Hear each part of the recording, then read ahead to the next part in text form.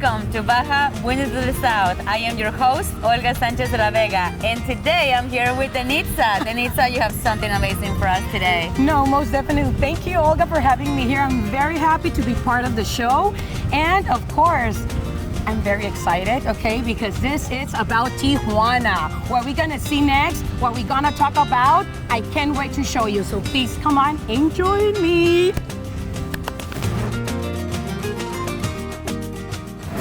Hello everyone, I'm Denitza Garcia and I'm extremely happy to show you my city, Tijuana, Baja California. So please, join me in this wonderful experience.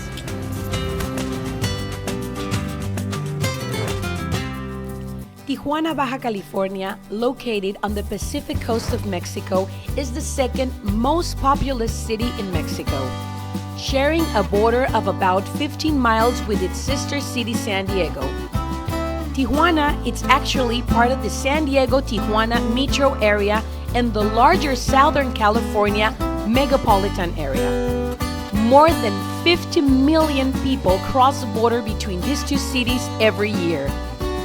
Commonly known by its initials TJ, the city is one of the fastest growing metro areas in the country and rated as a high sufficiency global city. In the early 21st century, Tijuana has emerged as the medical device manufacturing capital of North America, and there's a lot of medical tourism in this area. Also, is increasingly recognized as an important cultural mecca for the border region of the Californias. I love all the shops. You can go everywhere around town and shop for you name it. You know, bags, souvenirs, everything is just amazing. And we're here to do some medical procedures. This is Tijuana, young, cool, and innovative. The most visited border city in the world. Yes, it's one of the best destinations to visit with family, couples, or friends. Tijuana could also be the perfect place for work, play, have fun, or to live. I'm down here 7 days a week. I got a place here and a place in the States, but I'd rather be at my place here than the one over there. Things you need to know. TJ is the craft beer capital of Latin America. There are over 80 trucks in gastro parks, and the world's best tacos are served here. There's also direct connectivity to 32 states in Mexico and international destinations. Tijuana is a trendsetter in the culinary arts. Signature cuisine is one of the hot trends in Baja. Definitely offers a vibrant and flavorful scene. The food in Tijuana is delicious. What do you like about Tijuana? The food. We love it. It's awesome. The homemade tacos, burritos, and everything is just great. So the ice cream stands everywhere. It's awesome. Tijuana is also the birthplace of the world's famous Caesar salad, home to one of the most dynamic and cultural movements in the continent, with the most relevant cultural center in northern Mexico. Tijuana has served as a major tourist destination since the 1880s. And yes, you can pay with US dollars almost anywhere in Tijuana. Here are a few top-rated attractions and things to do in TJ. Tijuana Cultural Center, known as El Secut. Avenida Revolución, La Rebu. El Popo Market. Playas de Tijuana, the border wall that is in Playas de Tijuana. Plaza Santa Cecilia, Zona Río, and La Casa de la Cultura, Pasaje Rodríguez, and of course, the nightlife could be something else. You have many options in that matter. Route 11 is Route 3 is one of my favorite places. Mr. Tequila's, Margaritaville, right by the bridge. It's safe down here. I would not be, I'd tell my mother to come down here by herself. I get really excited talking about Tijuana, and I can assure you it's a very noble and interesting city. You should definitely come and visit.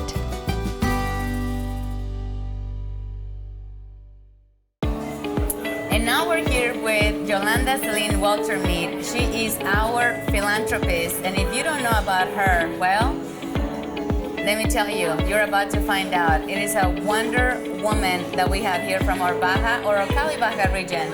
We're going to talk about This is About Humanity, which is one of the many organizations that she has been helping out. But not only that, the communities that she's helping and so much more. Yolanda, welcome to Baja Window to the South. Olga, mil gracias. Thank you. I'm so excited to be here with you and to share a little bit with your audience some of the many endeavors that we have going on in the Cali Baja region, and I'm really thrilled to be here with you today. Thank you, and I know that we can go on introducing you and saying about all the work that you have done, especially here in the region with multiple governments, and also not only that, but the nonprofit organization. But this is about humanity. It is the organization that you've been spending time with the past couple of years. Will you please tell us a little bit about the work that you guys have done? I'd be delighted to share a little bit more about what we at This Is About Humanity do. My two co-founders, Elsa Collins and Zoe Winkler, Rennis, who is the Fonz's daughter, Henry Winkler's daughter. We started This Is About Humanity about 4 years ago, initially to mitigate the separated reunified families at the border, and then grew This Is About Humanity's definition of vulnerable communities on both sides of the Cali Baja border, and found ways to effectively raise awareness, friends, and funds for those most vulnerable here at our border, on both sides of the border, and we've done so very successfully. And thank you for that. And will you please tell our audience a little bit about the vulnerable communities that you speak about? Because I know that sometimes when we want to give or we want to be part of something as magnificent as what you are doing, and I'm very emotional, and I know that we're talking about this right now, but these are not just one group that you help. You help a large group that we see continuously coming to our region. That's right. I want to, when I share and talk about This About Humanity, have everyone understand that the magnitude of a problem doesn't mean that we individually and collectively can't come together and collaborate to improve the lives and make tangible differences in the journeys of individuals, whether they're young children who've been separated, whether they are children who, like every child, deserve the right to learn and play, Yes. whether they are families who might be seeking out a better life, whether they're residents of the communities on either side of the border that need support in terms of combating food insecurity or ensuring education or making sure that children and teens in the border region have access to mental health and well-being, or so many other thematic needs that exist in the Cali Baja region. At This Is About Humanity, we have found ways to bring interested stakeholders and donors to give to these causes and to better improve their lives. So currently we support about 40 nonprofits in Tijuana, Yes. San Diego, and beyond. And you have done a wonderful, wonderful job. Thank you so much for that. And I know and I heard that you have an upcoming event.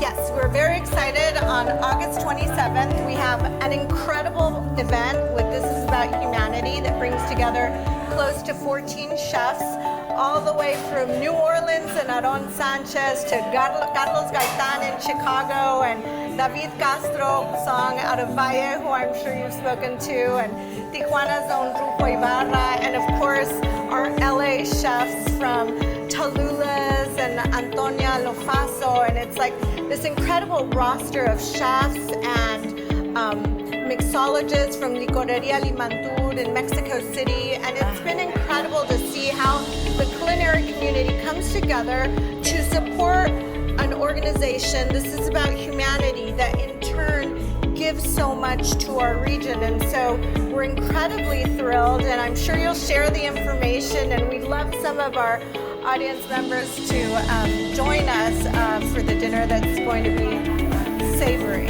Thank you. And the funds that our audience, and if you cannot go to the dinner, you can still gonna have the opportunity to find where you can donate and how you can be part of, because this is not the only thing that you do. You not only do dinners, but then you also bring some of the guests if they want to come and join you in some of this to visit. That's right. In addition to our annual soiree, we also have quite a few service days where individuals who visit Baja to eat and enjoy, or who visit specifically for the purpose of doing good, can join us on one of our experiential bus trips to come to the border to identify tangibly what it means and to hear from some of these children and families whose testimonials are some of those most moving and impactful you will ever hear. So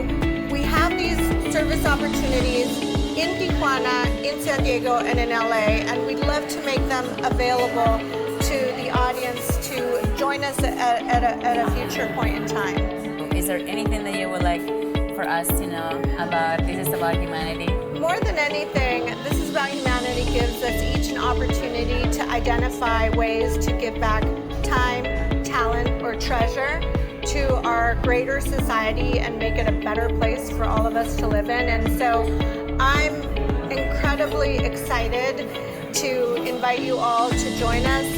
Whether you're a celebrity like Nate Berkus and Jeremiah Brent, or whether you're someone who lives in the region just like you and I, or one of you who might be listening to us today, we all have the opportunity to do good and make Cali Baja an even better region than it already is today. Yes. And thank you, Yolanda Celine, for being here with us. And now we're going to join Denitza, our correspondent, who is going to tell us the beautiful story of Chef Mario Medina, one of the famous immigrants that came here to Baja. Hello, everyone. I'm Denitza Garcia, and I'm very happy to be here with Chef Mario Medina. Thank you for inviting me. Thank you for being here, Mario. And of course, we're gonna listen about his story. It's a very interesting story. That's why we choose to film here by the border, okay? Because it has to do with that, America and Mexico. So please come on and join us.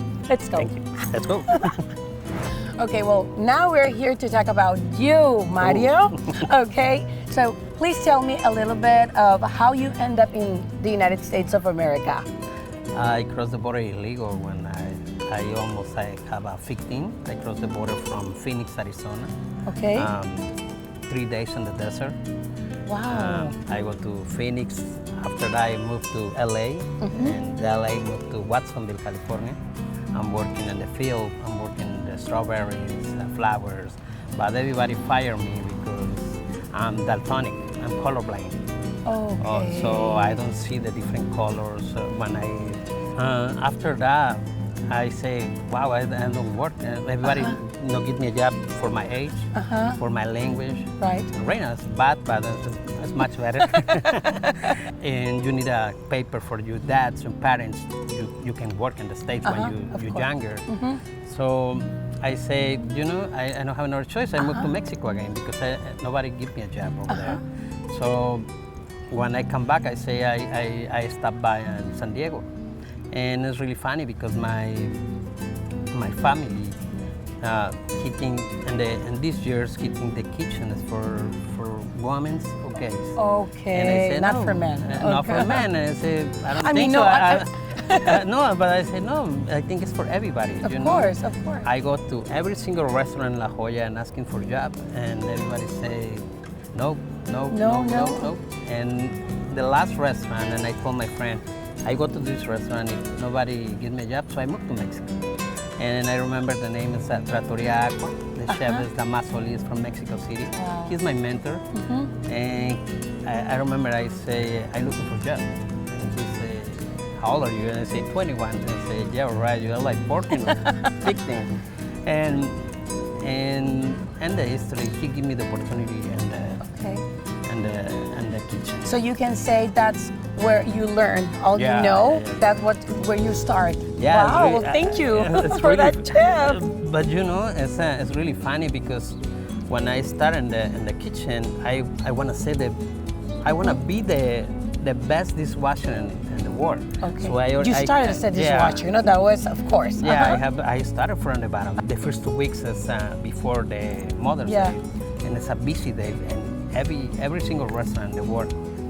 And I remember I come back in the morning, 9 in the morning, and there's already 2 dishwashers in the kitchen. And I say, oh wow, maybe he fired me. And I asked him to the chef, hey, what happened to Damaso? Are you firing me, or why you still people in my station? I said, no, you can help, and I'll let you know. And I remember one of the dishwashers say, hey, give me a second, I got to move my car. I said, okay. He never come back. And the other one say, hey, give me a chance, I go to the restaurant. He never come back. And I have plates, pans, all over the place. No, it's disaster. And I remember the chef told me, hey, you stop, make the best you can. Yes. And next week I put in the kitchen. I say, yeah, right. I never go in the kitchen, so I teach you. You believe he was gonna fire you? And you were done right there. That's Okay, what I think in and the beginning. And the first he hired you no, and he say as a cook. Yeah. He told me, hey, you need to. Why you not coming? And say, because I'm sick. I don't have a cell phone, and that time is no cell phone. And say, okay, go to work. And I go to my station to this wife and say, no. So you need to go to the prep station. I told you, and that's your first opportunity. And say, wow, and I teach you. And after that, I never wash dishes again. You're doing what you're doing in your passion, you know. That's what I was telling you. This is a great story, you know, from where you start, and now I want you to tell us what you're doing right now, because we're going to your restaurant, you know, next. So let's go to Rosarito. Let's go to Rosarito so you can show us a little bit more of what you do and your creations and everything.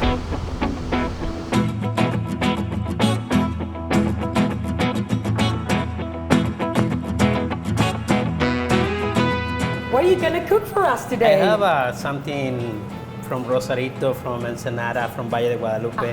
It's fajitas, but seafood fajitas. It's octopus, it's shrimp, baby bell peppers, garlic, onions, and the special sauce, special secret sauce, and the flour tortillas. Ande, a ver qué bueno.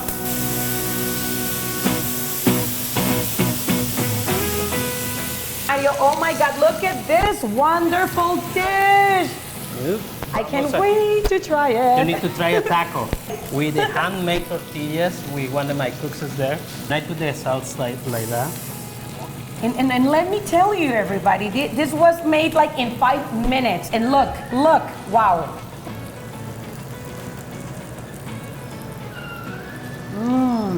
Okay, everyone. Well, thank you so much for being with us. Thank you. And this is Baja Window to the South. See you. See you. Thank you. And now that we know the story of Chef Mario Medina, we're going with Scott with Chef Mario Medina and Tacos with Muchachos.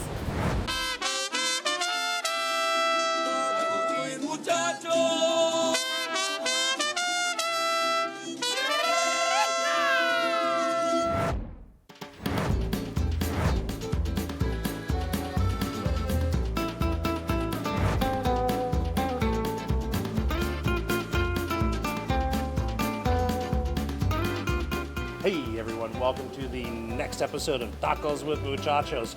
And I'm here today with my muchacho, carne asada. Oh wait, I'm sorry. Oh, come on.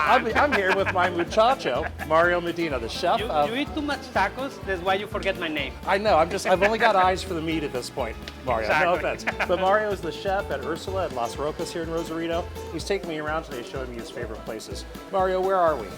Right now I'm in Taqueria 2000. You always try the famous tacos from Rosarito, Los Perrones. And this taqueria has the same tacos, same flavor, different space. You need to come and try it. Okay. It's completely different. You use a ranchera, you use the good mesquite. So it's amazing. And you need to try it. Okay. And it's completely different. You see the menu, it's a Chihuahua taco. Chihuahua tacos. It's completely, Okay, let's do it. Let's do it. That's a big piece of meat. We're gonna try some tacos. There you go. Let's do it, go. dude.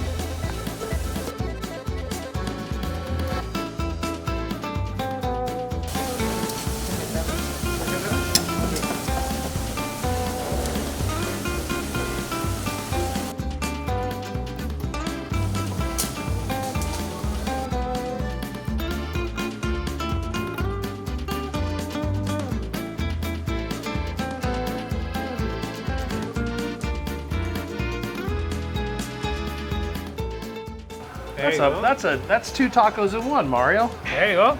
We got to eat this big thing. Look at that. Oh my God. Check this out. That's amazing. Whoa. That's all steak. That is It's all almost steak. like Man. arrachera, beans, Uh-huh. and cheese and salsa. That's beautiful. Yes, and And tomato. mayo? Or tomato? Tomato. Okay. Tomato. Tomato. Uh-huh. All right. And is there salsa on this? It's ready to go? I'm ready to go. I need to eat. Okay. Yeah, right. Okay, let's see if I can lift this. Holy moly. Look at that. I think I need a crane to lift this.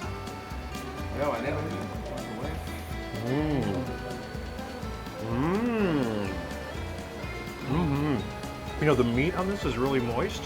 Do they give it like a dip in the juice after they No. grill it, or it's just naturally Just moist? the- Good it's moist. Mexicali beef. Terrific. Pretty good, right? Really good, yeah. You said there's a little habanero on here too? Yep. No, you have the salsa with habanero. Right Okay. here. Uh-oh. If you want it? Let's There you do go. it. Danger, Will Robinson.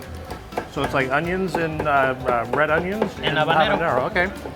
4K now. Why not? You only live once, my friend. There you go.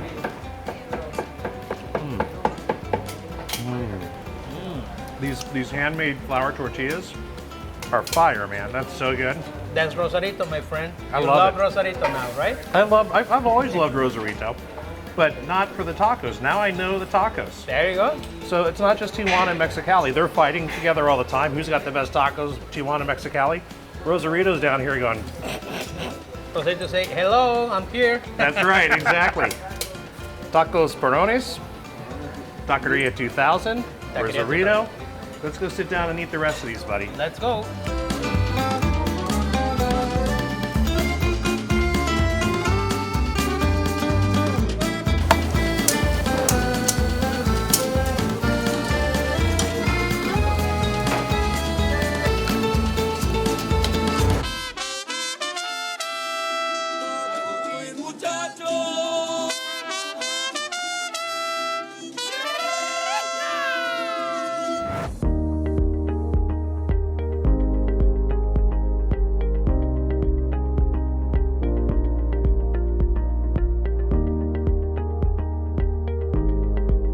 Thank you everyone for joining us in this visit to the Immunity Therapy Center. As you can see, we have the Tree of Life here, and we have this alternative here in Tijuana for treating cancer and other diseases. Thank you so much for joining us. Hello, Dr. Bautista. Thank you so much for having us here. Can you please tell us more about you and the Immunity Therapy Center? Thank you for coming. Well, I'm from Tijuana. I started working in Tijuana in different hospitals for many years, and Immunity Therapy Center at the beginning was a dream, an idea, you know, after being in different facilities here. One day I decided to open a small office, and it grew from there. You know, we started having good results. We started having patients from all over the world, and finally we were able to build this facility. This is new. We've been here for a year and a half in this building, and with all the latest technology and the best equipment. So now we are able to offer the best medical services in a very warm and very caring environment, Benicia. So I'm very happy, that we are able to offer these. That's great, Doctor. And what makes ITC different from other centers? First, for me, the people. The people that work here is they are selected. The care, you know, the environment, all the love that we put into what we do, that's the first thing. The second thing is the facilities that we have, state of the art with the latest technology, and I think that makes them to be leaders in this area. And I think that it's a series of factors that Immunity Therapy Center, or ITC, puts us as a leader in this field. Most definitely. And also, please tell us more about your team of doctors and nurses. Yeah. Well, it's a team of doctors. We have 24/7 services here. When we receive patients, our program are designed as an outpatient and inpatient. But any patients that doesn't feel well or something are able to come here. We are a team of doctors that we specialize in cancer and autoimmune diseases. We have also a team of specialists that works with us, and the nurses are all of us we are certified, licensed, and the nurses, they go through a very specific training on the type of treatments that we do here. So it's a very qualified group of people. I think we'd like to know, what are some of the therapies that you use here at ITC? Well, as you know, conventionally, what is used the most is chemo, radiation, surgery. Sometimes we rely on those treatments here as well, for when they're needed. But we incorporate many other treatments, that they have a very beneficial effect in cancer patients, particularly immunotherapy, trying to stimulate the immune system to detect and fight cancer. That's really important. That's kind of the key element. And around it, we have many different treatments, from oxygen therapies to hyperthermia, local hyperthermia, whole body hyperthermia, different types of intravenous solutions. So it's a very complete program where we try to incorporate the latest treatments. We try to find different options, where something is not working, we try to find something else that will give us the response that we want. Great, Doctor. Thank you so much for sharing all that with us. And can you please tell them, for all the patients, that are, or people that are facing cancer or other diseases, what would be your message for them? Well, my message for patients that are dealing with this problem, a late stage cancer or early stage, is that there is hope.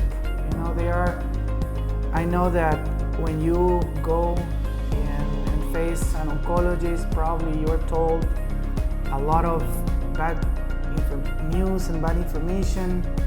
My main message will be that there is hope, there's things to do, and that there's always a way to fight.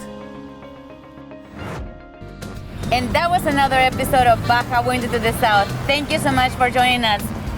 Denitza, you were excellent. It was a pleasure, and I hope you liked the show. See you in the next episode.